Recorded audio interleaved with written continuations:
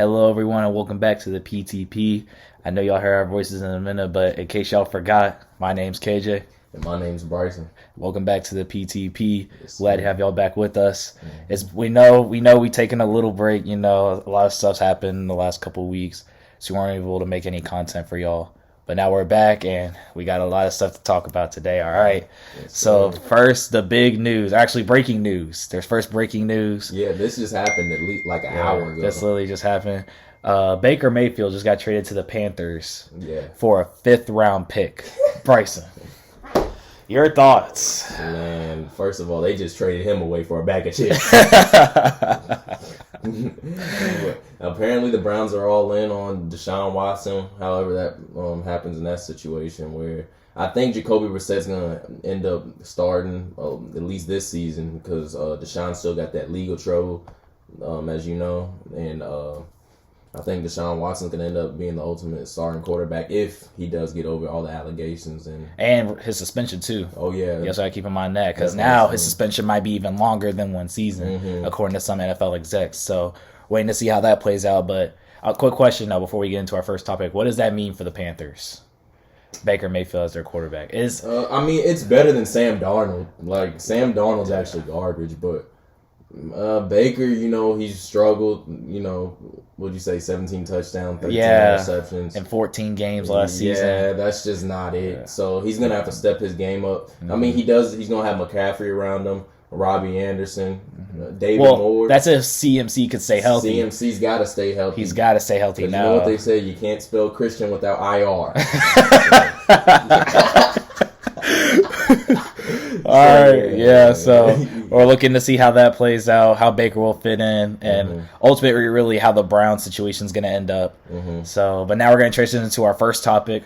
First topic is the KD and the Kyrie situation going on in Brooklyn. You know, it's a dumpster fire over there. Yeah, it really is. The last couple months there have been really. Let me get this off my chest. These two dudes are the biggest drama queens I've ever seen. In fact, I don't want to hear anything about Bron being a drama queen. These two dudes are toxic. Like facts. They actually have a problem. Don't you think they have a problem? Yeah, I don't know what's going on with this situation. I mean, they came out with their own like trade destinations. There was reports they still want to play together.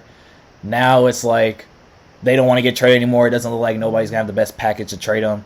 So it's like all over the place. They did get swept last year. I will admit they got swept, and it's a shame that. I think they said they only played a total of 53 games together.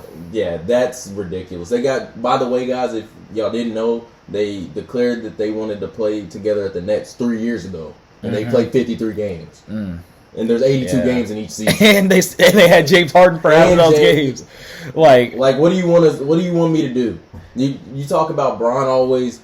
Oh, he wants to go play with stars. No, Durant and Kyrie at this point, I don't even know. I don't know. I think where do you think that Durant's gonna end up? Where do you think he ultimately is gonna go? I think he's ultimately gonna end up.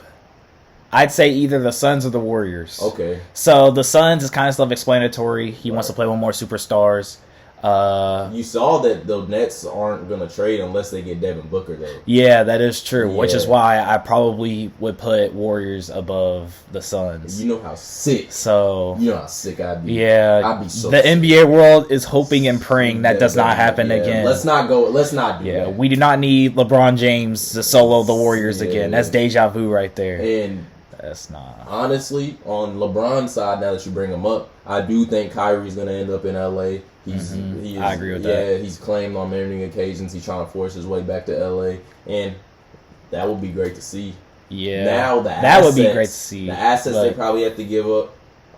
Westbrook. I did see AD's probably gonna have to leave. Really? It would be Kyrie. I said Kyrie. It'd be Westbrook, AD, and then it would be THT. That's who they would have to give away. All right. And then draft picks. I've never heard AD getting picked up, so that's kind of interesting. Yeah, you never saw that. I saw that in somebody did like that simulation trade thing on ESPN.com, and they said that'd be the only way. It's probably AD because Kyrie's such a big. Well, yeah, and he wants that money. Yeah, well, also that's why I went to the Warriors for KD is because like who else in NBA really has the package that the Nets are willing to get back? Woj said the Raptors, but Why would he go to Toronto? Yeah, why would he go to Toronto? He ain't Kawhi. Yeah. He ain't gonna do that. Why would you go to Toronto? Because they would probably have to give up Siakam, Van Fleet, so he would be there by himself. Yeah, well, he has Scotty Barnes, but that's considering like if they this doesn't do anything for me. So, let me ask you this question now. Yeah. So, do you think if LA gets Kyrie, and the Suns or the Warriors get KD, who are your contenders in the West? Well, you said them right there. And also, can't forget about the Clippers with Kawhi possibly coming back. You know, the Suns are still going to be there. The West is just a gauntlet. And all y'all saying that the East is better, go somewhere. Get out of here. Yeah. You're talking about possibly even the low teams in the West. The Pelicans, Zion coming back with BI, with GTA Alvarado.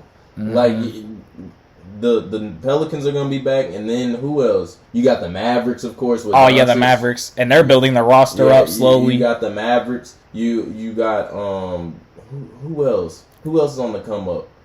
I mean, there's just tons of West teams. Like, it's deep. Yeah, it is. Yeah. So it's really going to be interesting to see what happens with the whole KD and Kyrie situation. Yeah. I think that no matter where each of them go, I think they'll be definitely title contenders, whether it's the Warriors, Suns with KD, or LA with Kyrie.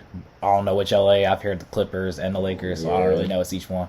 But, yeah, I think that it's going to be like a KD 2.0, like you know about from 2016, where if he goes, no matter where he goes, they're going to be title contenders. They're going to be contending for a title. That's just how great of a player he is. We got to be honest. I think I definitely want him to end up in Phoenix, because just to see, I know, Gerard, you're going to like me for this one, but Chris Paul, to get him his ring. Chris Paul definitely does need his ring. And the only way he can get his ring is if he pulls a superstar, because that's what all superstars do. And in past podcasts, we were saying CP3 may have blew his chance when he didn't win against Milwaukee, and when he got absolutely annihilated in Game 7 against Luka Doncic. Yeah. So we'll wait to see what happens with those situations. So, yep. All right, y'all. So now we're going to continue our discussion today with the biggest move of the NBA offseason so far, trade-wise, barring the KD and the Kyrie drama. So, Bryce, you want to go ahead and start us off with that one? Yeah, and I like to highlight the most popular trade. This happened June 30th, and that was DeJounte Murray to the Hawks. In return, the Spurs got Danilo Gallinari, but this is really the Hawks win here, I feel like, because, you know, Trae Young needed help besides John Collins, and now you're going to give Trae Young that next scorer. Trae Young, every time he sits down on the bench, you know that the Hawks tend to lack scoring. And with DeJounte Murray, that's give you another source of getting points from three in the paint. And then also Trae Young, you know, he likes to dish it. He's going to be able to dish it to somebody else on the perimeter. Like I said, John Collins. I'm actually really surprised that John Collins didn't have to be included in this trade for it to go down. But Hawks were able to work things out, send 4 draft picks to the Spurs, and with Danilo Gallinari. I agree with that. Now with mine, I think everybody saw this one coming. The Rudy Gobert trade.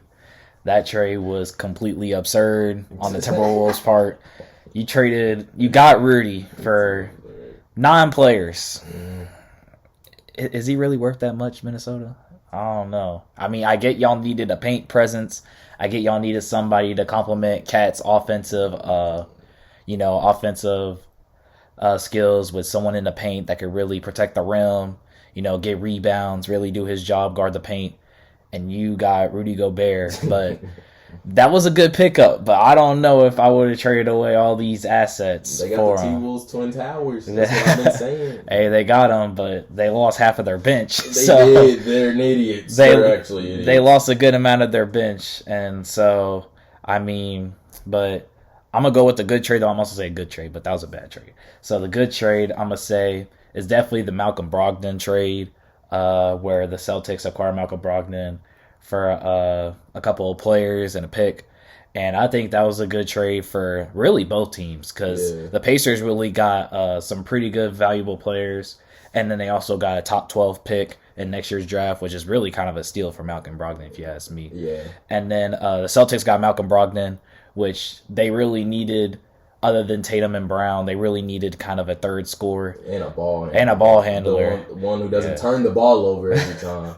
Tatum.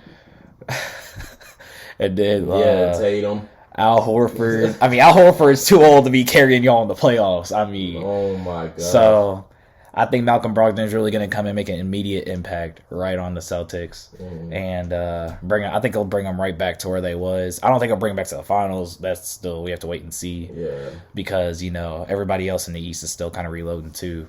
So yeah, I think that was a really good move by both teams. So Bryson, what does this mean for you?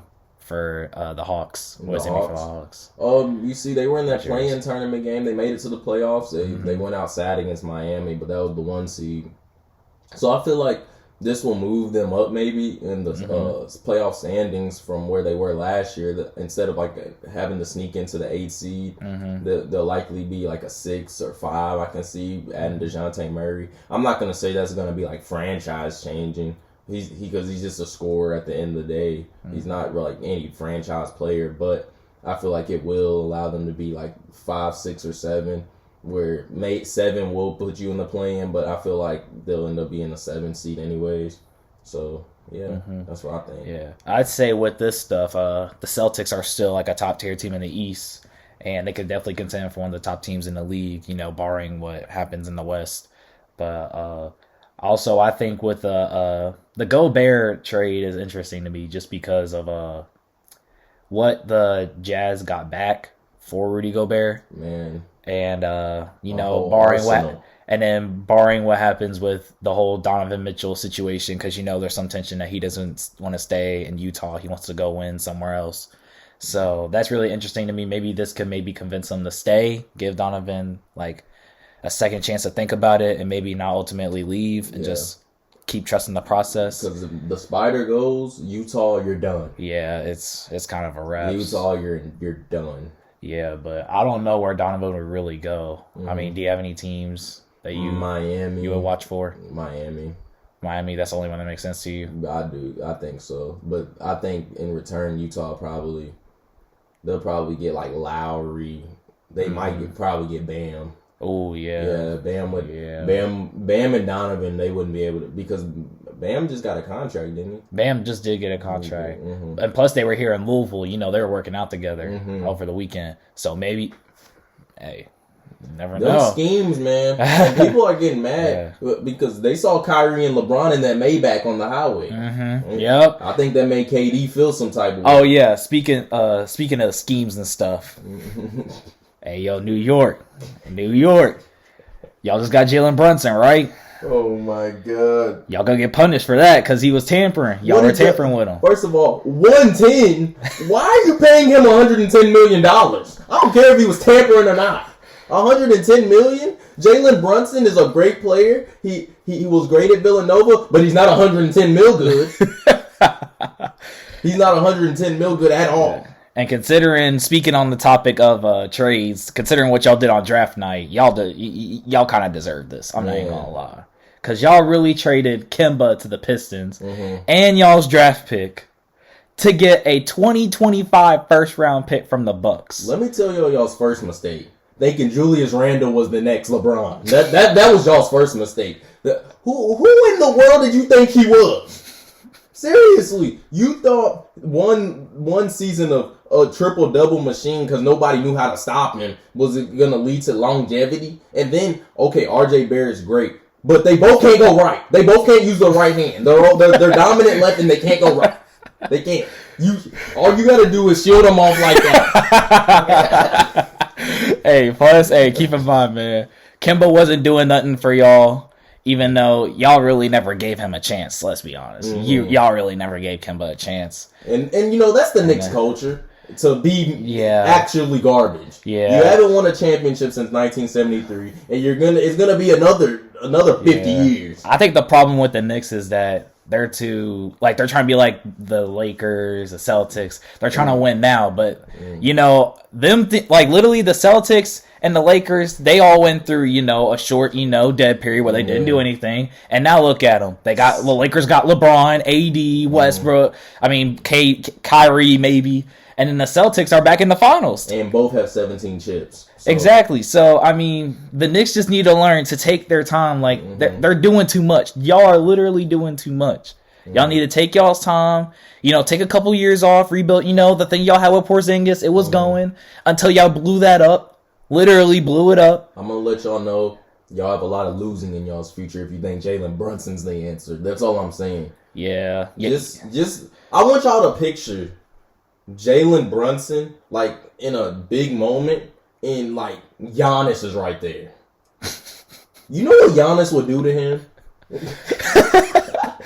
Yeah, like, man. Giannis would pin his stuff against the backboard. Yeah, nah. That's all I'm saying. Hey, too bad y'all ain't the best team in New York. Well, actually, I don't know the stuff. You probably might be, but Trae Young owed y'all anyway, so it don't even matter. So, all right. All right, y'all, so we're going to round out this discussion today with all the news going on in college football, the realignment talks, and, basically what we would do if we were in charge of the college football world. So, Bryce, you want to go ahead and start off with the U.S. Actually, let's start off with the USC. We're in the Ohio State room here. We're going to start off with the USC and UCLA moving to the Big Ten. What do you think about that? Of course. I think it's a big deal. The Big Ten, I can see more teams coming over, like Notre Dame, for example, them being already in Indiana. They'll likely join the Big Ten. So, I mean, I see, like, it's crazy because you got to think UCLA or USC could go to Wisconsin in a snow game.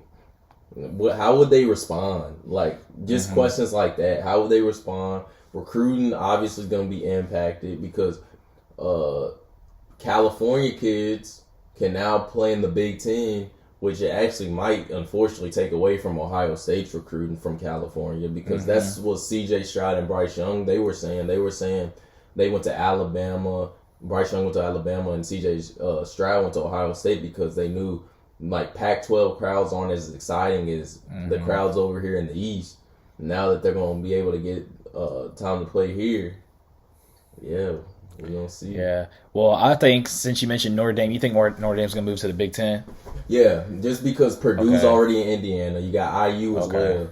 And then in South Bend, Notre Dame, we'll have 3 Indiana. Because, in my opinion, I think Notre Dame holds, they're the one that everybody's waiting for because if they don't go to that ACC, then ACC is going to drop. I think ACC is going to be the next one to fold. I think the deciding factor out of the ACC are 2 teams, and that's Florida State and Clemson. And then maybe Miami too, just how big their brand is. Because if all 3 of those end up going to the Big Ten or SEC, ACC might disband. Same with Pac-12. Oregon leaves. Oregon's definitely leaving. Oregon's going to leave. They you already lost your 2 trademark teams, USC and UCLA. You lost them, so Oregon leaves. Arizona State, Arizona State, Utah, they leave. Yeah, Pac-12's going to disband too. So I think this is going to end up ultimately leading to Big Ten and SEC, 2 super conferences, where the Big Ten would probably be Big 20, SEC would just be the whole Southern America. So what would you say about the Big 12 after they've got some group of 5 teams coming in next year, and then they also are looking at getting Oregon and Utah and all the rest of the Pac-12 teams?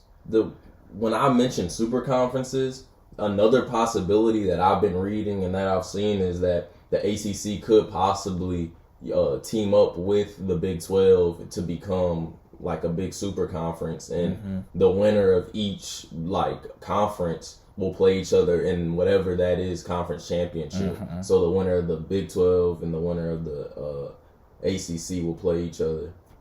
So what would you be doing if you were the SEC? Would you just stay back and hold back, or would you try and go after more you teams? got 2 big brands on the way already, which is Texas and Oklahoma, some of the biggest brands in college football history. So you already got that coming.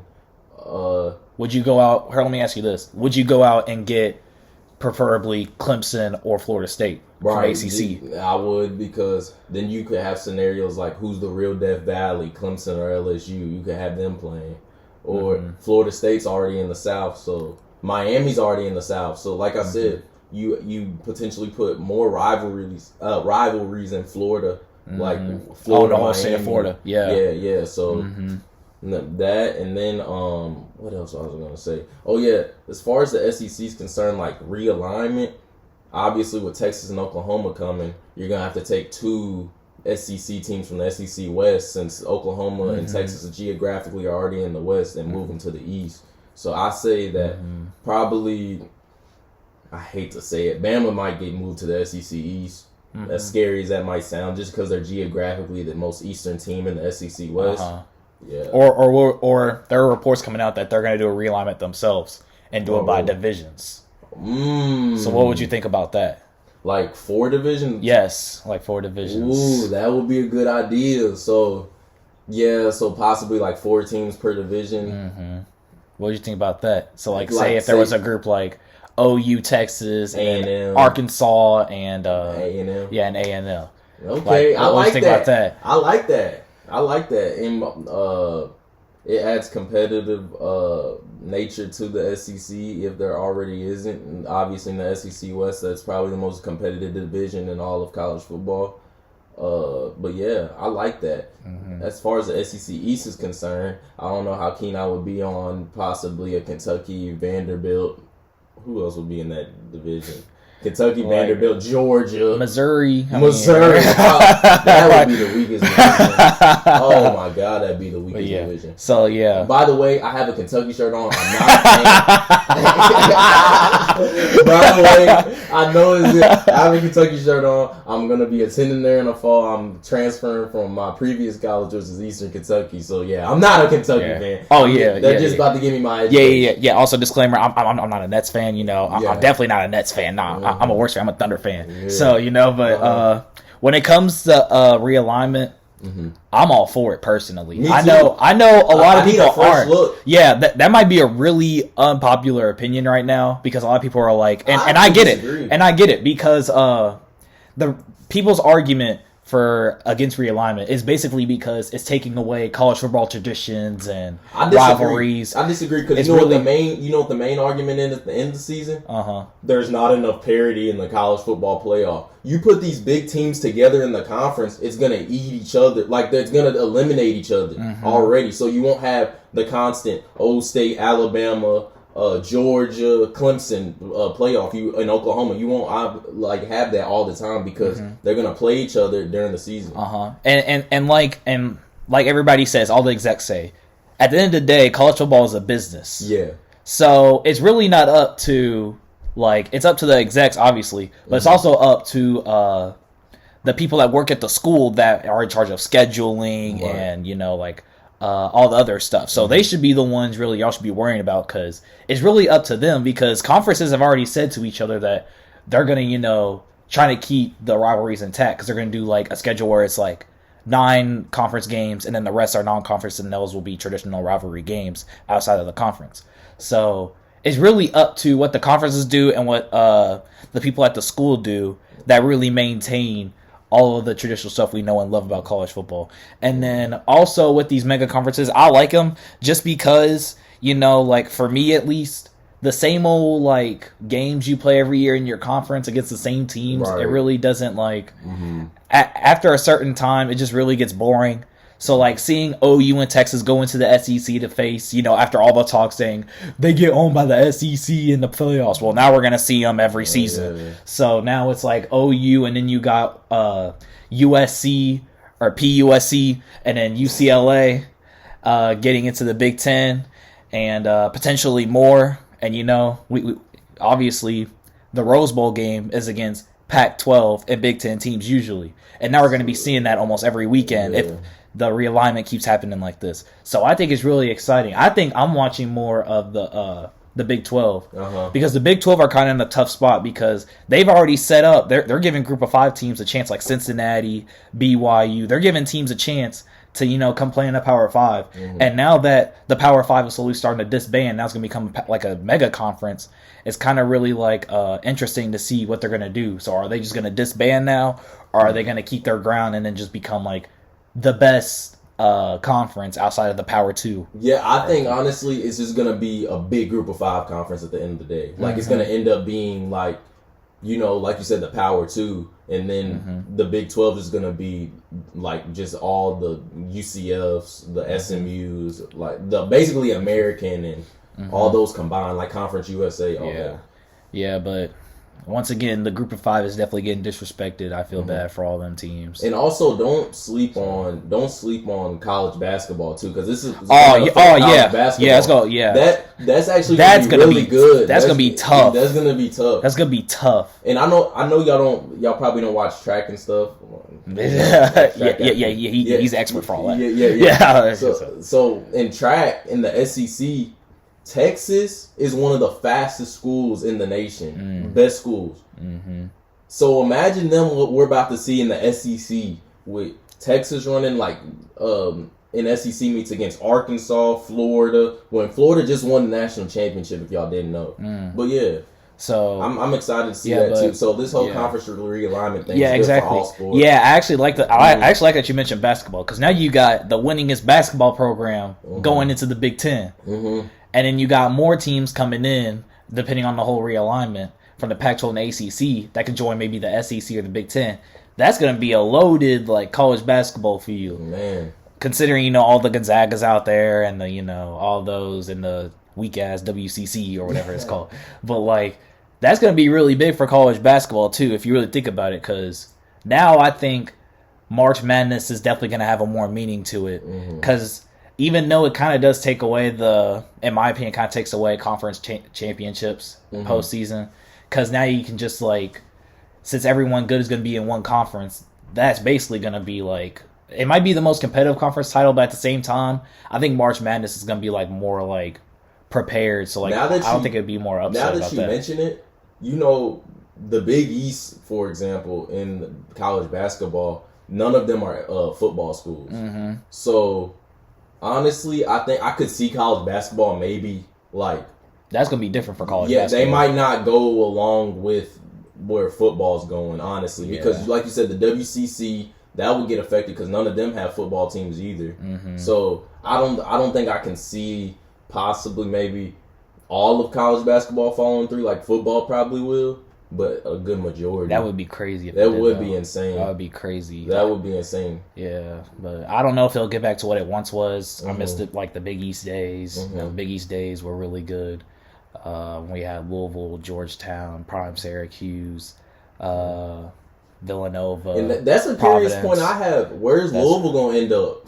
Because they're in the middle of where the Big Ten and the SEC meet. They're exactly in the middle. If you ask me, I would probably say they're probably going to get switched up somewhere, unless the ACC. Well, it all depends on the ACC and what they got going on, because that's the first point. The first point is when it comes to all this conference realignment stuff, is what the conference front office is going to do first. That determines all the other moves within the conference. So, like the Pac-12, for example, USC and UCLA definitely had some information about, or not some information. They probably just wanted to leave because they were probably tired of carrying the conference. But at the same time, it's they definitely had to have a word and go over with, the people at the Pac-12 front office, definitely having to talk about realignment.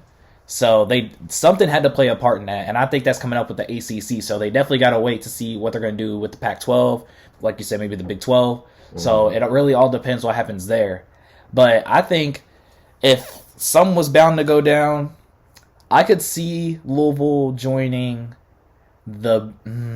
Because they're in the middle. They're like a border. Literally, because think about it. Kentucky is in the SEC. Yeah. And then right above Louisville is... Indiana. Yeah. And Purdue. Yeah. So it's they're in the middle. Yeah. I don't know where they will go. But Kentucky is part of the South, so I'd probably give it to the SEC. Just because they got... Plus, think about it.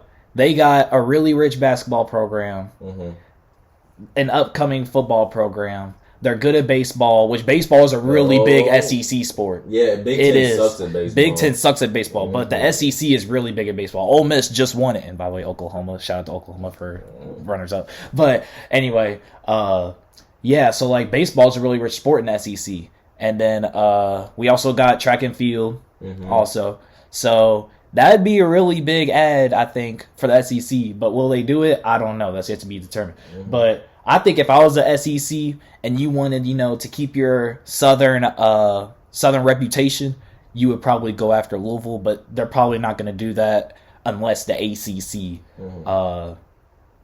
disbands. And honestly, which could definitely happen. Honestly, I feel like Louisville could end up in the Big 12 too, just because all those teams on this side who were part of the ACC, like the VTechs and stuff, VTech, Virginia. I heard they talking about the Big 12 too. They could possibly go with them. But at the same time, it's like, I don't know. I think it's worth brand wise, because right now it's really worth about brands.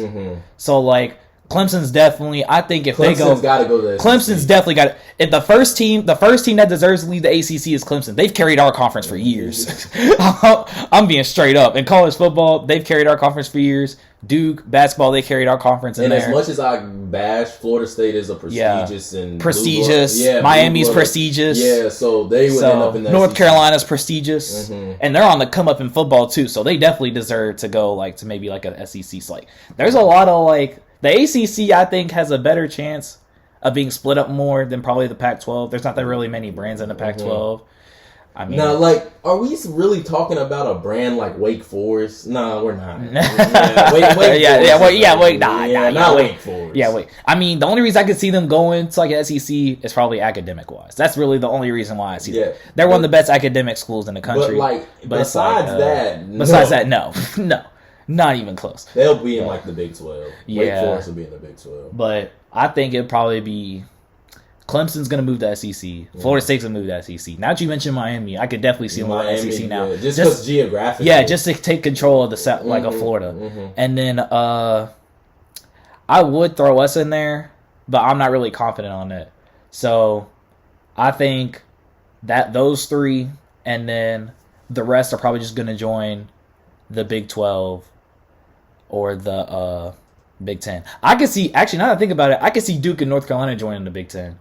Probably. I could definitely see that, because that would give them two powerhouse programs in basketball to compete with the SEC, with Florida, Kentucky, and all them blue bloods. Now the Big 10 commissioner, if this does happen, all this does happen, you are gonna have to rename the conference, because you have to. Big 10 doesn't work anymore. Yeah, you're gonna have the Big 20.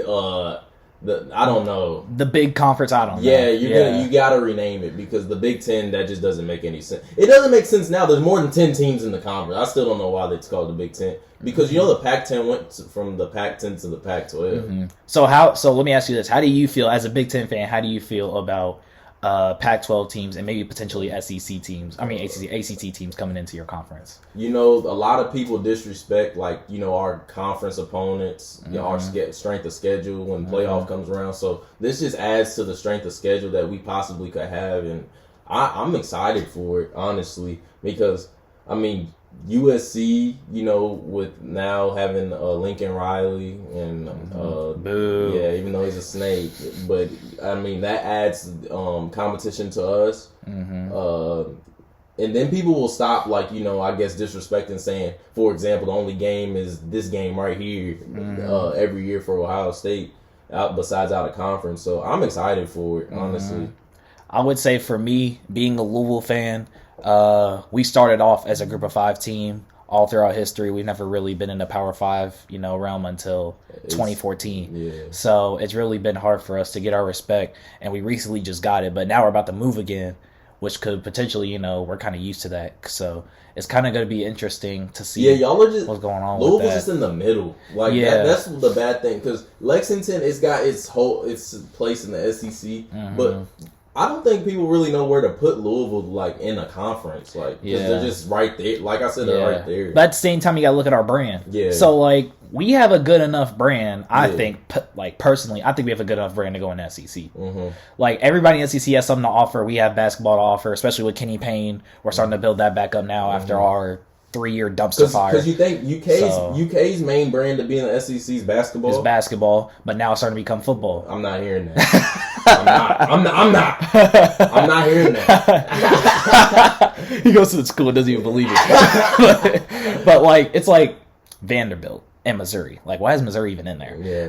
They were in the Big 12 at first. Missouri, now Vanderbilt, they got baseball to offer. They got baseball. I don't know what Mizzou's got. Mizzou's, I mean, when they came in the conference, they had football. They were pretty good at football when they came in. But now they've been so bad. Yeah, now it's been like a downhill spiral. Ever since Drew Lock.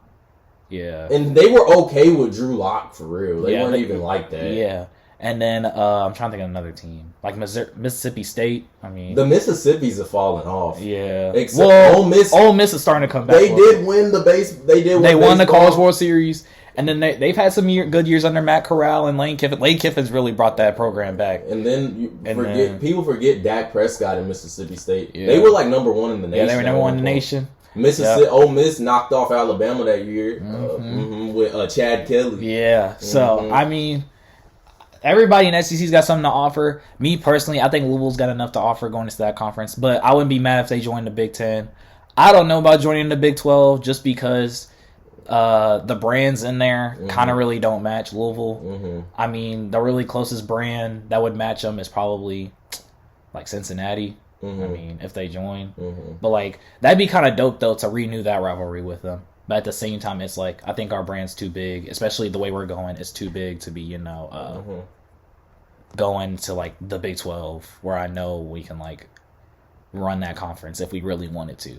So, but I don't know. It'd be really interesting. But Bryson, last question to end this off: what would you do if you were in charge of the college football world? How would you realign all the conferences, all the teams? So, I guess like I've been talking about, 2 power conferences and then 1 group of 5 conference, or like you were talking about, 1 conference that just doesn't have big brands like that. So the Big 12 would be that conference that don't have big brands, but the Big 10 and the SEC, they'd be the Power 5 schools now. They'll be all of the big branded blue bloods. Basically, the Big 10 and the SEC, they would be put in a position where they can renew the rivalries that already happened, where they're not destroying stuff, but at the same time they're adding new rivalries in. Like, how fun would it be to see a Clemson, Alabama, like, since they kept playing in the national championship through this playoff era? Imagine them continually playing over and over again every season. So, yeah, we're gonna see. But the ACC just announced that plan. Where Louisville's gonna play like three just teams every year. They're like guaranteed. So set teams every year. I'll be curious to see once that contract's up, like, to play, because it's only like 3 years that they're gonna do that. Yeah. So I'll be curious in 2026 to see what happens after that. Oh yeah, that's also true. I definitely agree with that. The ACC definitely did a power move with the next 3 years by taking out their divisions or their divisions. They took out. If you guys didn't know, the ACC took out their East and West divisions. Atlantic, my bad. Atlantic and Coastal divisions for 3 years, and the top 2 teams make it to the conference championship in college football. And I think that's a really big move by the ACC. So maybe that'd be a thing for them to stay, or maybe get a alignment with the Pac-12. Maybe that's what they're setting up for to trial it. Exactly. I just say if the ACC and Pac-12 they really want to stay a conference, you got to combine with each other, because y'all aren't gonna survive on y'all's own. Not in the next 3 years. You're not. Especially since like both conferences are on the opposite sides of the country, so they're gonna need some really good like people every year. Like, we're gonna hear teams, I feel like, with big brands go to another conference. Like, we're planning on going the next 3 years. And honestly, now that I think about it, I say the ACC, Pac-12, and Big 12 all do an agreement and combine into one conference, since the SEC and Big 10 are about to combine into one conference. I agree with that. I like that. I think that would be a good idea. But at the end of the day, as you may know, it's a brand thing, business thing. So it really all depends on, how really these schools are feeling about their brands and which conference they think they can just walk into. So like they think they're good enough for. So, but Bryson, you got anything else left to say? Close it out. 08, man. Yeah, 08. Hey, it's on the doors. This season, we are going to have the best offense in college football. Our defense, we're going to see. We just hired a new boy from Oklahoma State, that new assistant. So we're going to see what he can do. But we have national championship hopes as always. Man. All right. Yeah, he's saving that for a later episode. But all right, y'all. Thank y'all for tuning in. Be sure, if you're watching on YouTube, be sure to subscribe, hit that like button. Yes, sir. I appreciate y'all watching our videos, staying with us, man. Last couple weeks have been a lot, and we also got some stuff going on in the future, but we're also gonna keep getting content out for y'all. And we're improving more. We're just trying to get content. We love doing this. Also, be sure to hit us up on our social medias that are down below, no matter where you're listening on IG, Spotify, on Apple Music or Apple Podcasts. Appreciate y'all listening on those. And without further ado, thank y'all for listening on the PTP. Yes, sir.